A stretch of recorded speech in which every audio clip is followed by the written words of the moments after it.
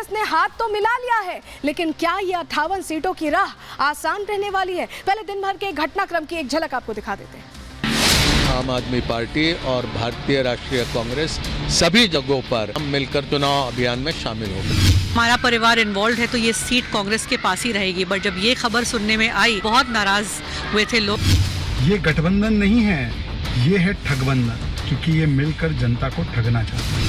India गठबंधन में एक मल्टीपल स्टेट्स की सीट शेयरिंग की घोषणा हुई है। इंडिया गठबंधन इन सारे राज्यों में मजबूती से चुनाव लड़ेगा। चोर चोर मो शेरे भान, और यही हो रहा है अब दिल्ली में आम आदमी पार्टी और कांग्रेस के बीच। दोनों पार्टियों का फैसला है, मजबूती से लड़ेंगे, इकट्ठे होकर लड़ेंगे, फायदा होगा दोनों को।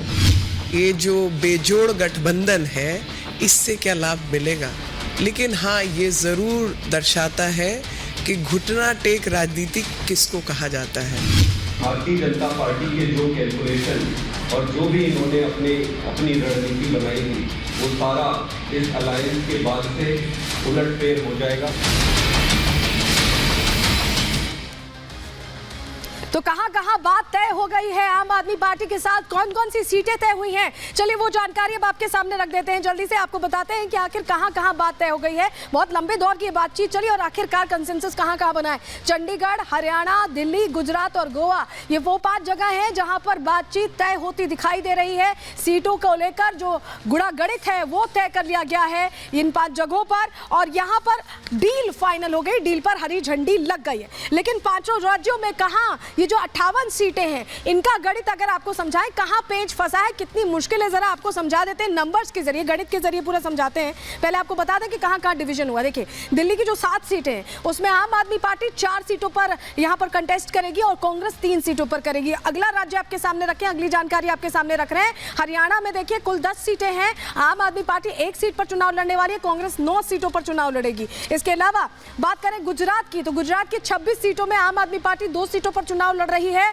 कांग्रेस 24 सीटों पर चुनाव लड़ने वाली है। गोवा में 2 सीटों पर आप नहीं लड़ रही है चुनाव आम आदमी पार्टी, और कांग्रेस 2 सीटों पर चुनाव यहां पर लड़ेगी। लेकिन पंजाब को लेकर अभी भी कोई इनका रास्ता तय नहीं हो पाया है, बात नहीं बन पाई है। लेकिन 5 राज्यों की अगर हम बात कर लें तो फिलहाल साथ आने के बाद भी कोई बहुत फायदा होता नहीं दिख रहा है, क्योंकि कम से कम नंबर्स यही बता रहे, जो गुणा गणित है वो यही बता रहा है कि किस तरह से साथ आने के बाद भी बहुत इफेक्ट वोटर जो प्रतिशत है वो बता रहा है, जो वोट प्रतिशत है वो बहुत ज्यादा बदलता नहीं दिख रहा है। तस्वीर क्यों हम कह रहे हैं, जानकारी आपके सामने चलिए जल्दी से रख देते हैं। देखिए आपके सामने आंकड़ों के जरिए आपको बता रहे हैं। दिल्ली की सबसे पहले बात कर लेते हैं।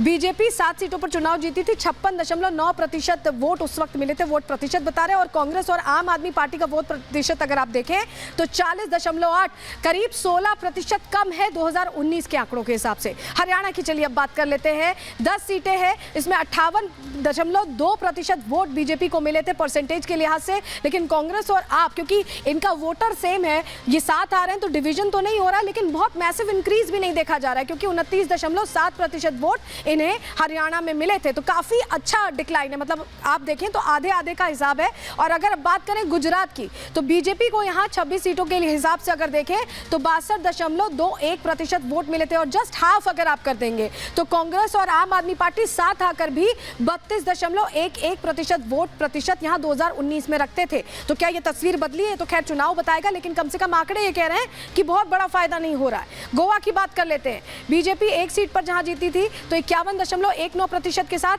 कांग्रेस और आम आदमी पार्टी 1 सीट पर अगर साथ भी आ जाते हैं तो 45.92%। यहां भी वोट प्रतिशत बीजेपी के बनिस्बत आपको कम दिखाई दे रहा है। तो ये वो आंकड़े हैं जो बता रहे हैं कि 2019 में वोट प्रतिशत तो कम से कम यहां पर कांग्रेस और आम आदमी पार्टी के साथ आने के बावजूद बदलता नहीं दिखाई दे रहा है तस्वीर। लेकिन आप समझिए, कांग्रेस वो पार्टी जो आजादी के बाद से सत्ता में रही सबसे पुरानी पार्टी है, और कहीं ना कहीं डिसीजन मेकर की भूमिका में इंडी गठबंधन में रहना चाहती थी। वो पार्टी अब सेकंड लीड में आ गई है।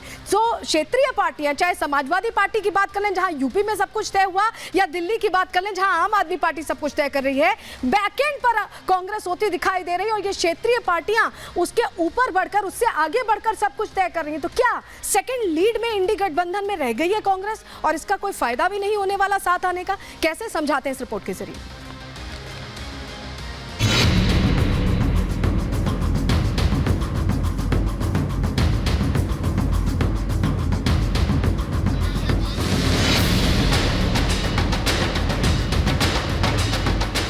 देर से ही सही, लेकिन इंडी गठबंधन के दोनों दल कांग्रेस और आम आदमी पार्टी के बीच सीटों का बंटवारा आखिर 5 राज्यों में हो ही गया। जो केजरीवाल कभी कांग्रेस पर इल्जाम लगाया करते थे, उनके साथ कभी भी अलायंस में नहीं आने की बात किया करते थे, वो मोदी की लहर को देखकर 5 राज्यों में हाथ से हाथ मिला बैठे हैं।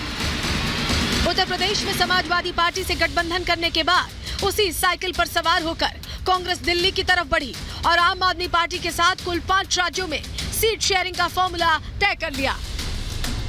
दिल्ली में आम आदमी पार्टी जहां 4 सीटों से चुनाव लड़ेगी, तो देश की सबसे पुरानी पार्टी कांग्रेस 3 सीटों पर अपने उम्मीदवार उतारेगी। कांग्रेस और आम आदमी पार्टी के एक होने से दिल्ली की 7 लोकसभा सीटों पर मुकाबला रोचक हो सकता है। हालांकि गठबंधन के बावजूद यहां बीजेपी को हराना मुश्किल होगा, क्योंकि दिल्ली की जिन 7 सीटों पर गठबंधन हुआ, वहां 2019 में बीजेपी के सभी प्रत्याशियों ने 50% से ज्यादा वोट हासिल किए थे। ऐसे में गठबंधन के सामने न केवल अपने वोट बैंक को बचाने की चुनौती होगी, बल्कि बीजेपी के वोटर्स को भी अपने पाले में करना होगा। यही वजह है कि पिछले चुनाव के नतीजों को देखते हुए ये काम इतना आसान नहीं है। हालांकि मोदी विरोधी यूपी और बाकी 5 राज्यों में सीटों के बंटवारे के बाद बड़े दमखम से जीतने का दावा जरूर कर रहे हैं। समाजवादी पार्टी बधाई देती कांग्रेस को, आम आदमी पार्टी को भी। उत्तर प्रदेश से जो संदेश गया था वो पूरे देश में गया है। आने वाले समय में इंडिया गठबंधन में और दल शामिल होंगे, सब मिलके भारतीय जनता पार्टी को हराएंगे। आम आदमी पार्टी और कांग्रेस मिलकर लड़ रही है, 4 पे वो है, 4 पे हम है। 8 की 8 सीटों पर भाजपा 0 होने जा रही है। जिस पार्टी का नेतृत्व प्रधानमंत्री नरेंद्र मोदी कर रहे हैं, उसके सामने खड़ा होना विपक्षी गठबंधन के लिए टेढ़ी खीर साबित हो सकता है। ये दावा बीजेपी के तमाम नेता ताल ठोक कर लगातार कर रहे हैं। साथ ही मोदी विरोधियों पर ऊपरी दिल से साथ आने पर तंज भी कस रहे हैं। ये जो बेजोड़ गठबंधन है, इससे क्या लाभ मिलेगा?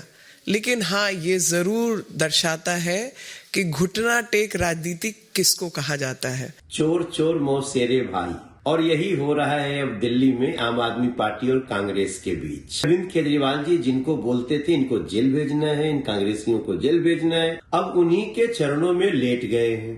आज वो 2 दल एक हो रहे हैं। कल तक जिस भाषा का उपयोग एक दूसरे के लिए करते थे कि भ्रष्टाचारी एक दूसरे के कंधे पे चढ़कर निशाना साधने की कोशिश कर रहे हैं। ये गठबंधन नहीं है, ये है ठगबंधन, क्योंकि ये मिलकर जनता को ठगना चाहते हैं। कांग्रेस और आम आदमी पार्टी ने 5 राज्यों में सीटों का बंटवारा तो कर लिया है, लेकिन पंजाब पर अभी भी पेच फंसा हुआ है। 5 प्रदेशों में गठबंधन के ऐलान के बाद भी आपने साफ कर दिया है कि वो पंजाब में अकेले चुनाव लड़ेगी। यानी भगवंत मान ने जो कहा था, पार्टी उसी स्टैंड पर क्लियर खड़ी है। मतलब साफ है, चाहे दोनों पार्टियां दबी जुबान में पंजाब में बात न बनने की बात स्वीकार कर रही हैं। भारतीय जनता पार्टी के जो कैलकुलेशन और जो भी इन्होंने अपनी रणनीति बनाई थी, वो सारा इस अलायंस के बाद से उलटफेर हो जाएगा। पंजाब की विशेष परिस्थितियां हैं, वो मेरे से बेहतर आप अच्छे से समझ सकते हैं, और उन परिस्थितियों को देखकर ये फैसला किया गया है कि वहां पर दोनों राजनीतिक दल या अलग अलग से चुनाव लड़ेंगे। वहीं गुजरात में सीट शेयरिंग को लेकर कांग्रेस में ही बगावत के सुर उठने लगे हैं। कांग्रेस के वरिष्ठ नेता रहे अहमद पटेल की बेटी और कांग्रेस नेता मुमताज पटेल ने सोशल मीडिया पर बागी तेवर से भरा पोस्ट किया है। गुजरात में कांग्रेस 24 लोकसभा सीटों पर चुनाव लड़ेगी, तो आम आदमी पार्टी को 2 सीटें भरूच और भावनगर दी गई हैं। भरूच सीट वो है जहां से कांग्रेस के दिवंगत नेता अहमद पटेल 3 बार सांसद रहे और ये सीट उनके प्रभाव वाली मानी जाती है। हालांकि भरूच सीट पर कांग्रेस लंबे समय से जीत नहीं पाई है और आखिरी बार साल 1984 में कांग्रेस को इस सीट पर जीत मिली थी। ऐसी चर्चाएं हैं कि इस बार चुनाव में भरूच सीट पर मुमताज पटेल दावेदारी पेश कर रही थी। यही वजह है कि भरूच सीट गठबंधन के तहत आपके खाते में जाने पर मुमताज पटेल और फैसल पटेल ने नाराजगी जताई है। मेरे पार्टी वर्कर्स और मैं इस बात से खुश तो हैं ही नहीं, और हम चाहते हैं कि ये डिसीजन नहीं होता है। फिलहाल भरूच सीट भाजपा का गढ़ है और यहां से भाजपा के मनसुख वसावा 6 बार जीत दर्ज कर चुके हैं। आपको लगता है कि वो भरूच से भाजपा को हरा सकते हैं? ऐसे में गठबंधन के तहत आम आदमी पार्टी ने भरूच सीट पर खुद चुनाव लड़ने का फैसला किया है, लेकिन बीजेपी ने साफ कर दिया है कि इससे कोई फर्क पड़ने वाला नहीं है।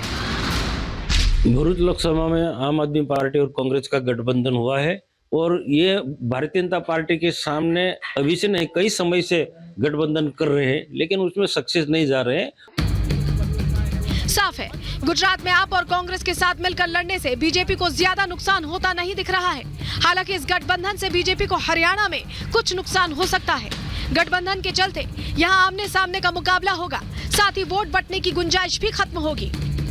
विपक्ष को देश में जो है समाप्त करने की और संविधान को समाप्त करने की जो एक बीजेपी की जो एक कोशिश हो रही है देश में, वो मैं समझता हूं कि उस बात को देखते हुए कांग्रेस और आम आदमी पार्टी ने गठबंधन का फैसला किया है। कुल 138 सीटों के बंटवारे को देखकर बीजेपी सीधे शब्दों में कह रही है कि चाहे बात यूपी में सपा से गठबंधन की हो या दिल्ली की, क्षेत्रीय पार्टियों के सामने कांग्रेस छोटा भाई बनकर रह गई है। कांग्रेस पार्टी अब कई राज्यों में वहां के स्थानीय पार्टियों से अपने आप को कम मजबूत समझती है, इसीलिए कम सीट ले रहे हैं। 24 के चुनाव में एक तरफ मोदी है जो देश के विकास को बढ़ाने की राह पर चल रहे हैं, दूसरी तरफ विपक्ष है जिसका एजेंडा ही देश नहीं बल्कि मोदी को हराना है। INDIA अलायंस के तहत साथ आई सपा, कांग्रेस और आप का गठबंधन कितना सफल होगा, इसका फैसला लोकसभा चुनाव के नतीजों में होगा। Bureau report, Republic Bharat.